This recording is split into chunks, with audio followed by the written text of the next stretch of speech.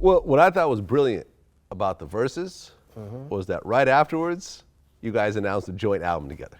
Exactly. That was clearly in the works the whole time. Dropped the night before at midnight, so it was instantly available the minute we said it. And it's so funny because we didn't talk about making albums to coincide with the Verzuz air date. We just naturally, the hustler, I'm like, well, I'm gonna be on Verzuz. Verzuz has a fan base this large. I'm dropping something that day. And at all times, you can call E-40 right now and say, your life depends on it. You have to drop an album in 24 hours. And he's gonna drop a dope ass album in 24 hours because the songs are already made. Right. And the same with me. Yeah. Like I'll take you in there right now and play you a Too Short album and you look at me and like, why the fuck is this not out? And that's just what we do. I have so many fucking songs recorded that, I mean, it's in my DNA. So when we found out each other were putting together something for that release date, mine was gonna drop the day of, his was dropping the day before.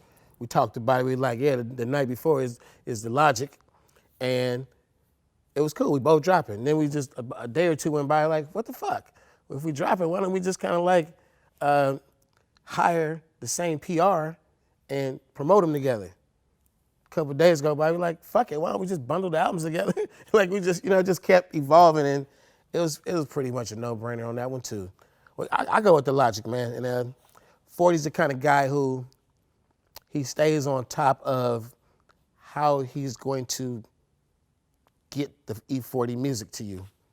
And he's pretty good. He's pretty good at knowing where to send a single and knowing how to pick a single and getting the right director for the video. And just he's a good quarterback.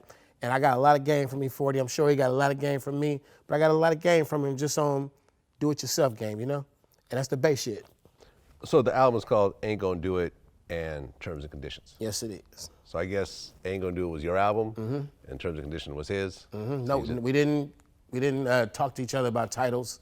That's just what we came up with. Right. It's a dope album. Was it like 30 songs or something like that?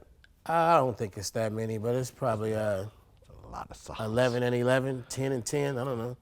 Hold on, I'm about to tell you. It's not 24. 20 songs. Yeah, okay. Okay. 10 and 10. 10 and 10. And we agreed that I would be on 2 songs on his album, he would be on 2 songs on my album.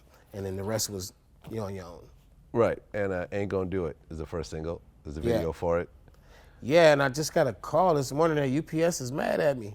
And I saw, and I was thinking that too, right? Because I saw, it said UPS, and it wasn't until like halfway through the interview I realized there was a $sign on the S. Yep, and but the logo does look pretty similar. Yep, they got mad, so I'm probably gonna just have to blur out the UPS and let it roll. It's not a big deal to me because I'm a music guy. I don't really give a fuck what you think about the props in the video. If it's an infringement of some kind and shit, just blur it out. Let's go. Fuck.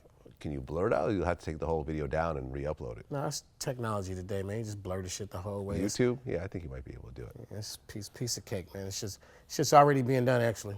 Okay. So UPS is tripping.